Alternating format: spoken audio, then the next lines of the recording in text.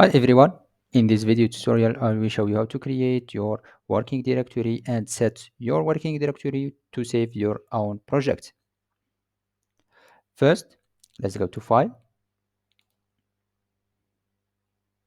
Set Working Directory, and you can select your working directory and or create a new one. Let's go to this folder and you can select your in which directory you save your file and files of your project, and you can create new one. Go to create new directory and set a name,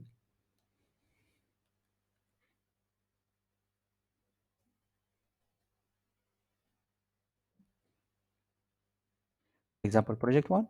Create this folder, this directory, click OK. You have created the new folder and select as working directory, click OK, and now you can set this as working directory, click OK. Now all files of your Abaqus project save it in this specific folder. Let's save your folder. As you can see here, we have you can save in this working directory, and let's add a name, for example abacus 1, click OK, and now you created this abacus folder in this working and save it in this specific working directory. Let's go to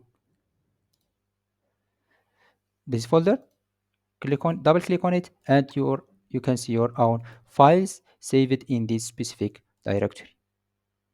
Until now, I hope you enjoy with this video. Don't forget to subscribe in my YouTube channel.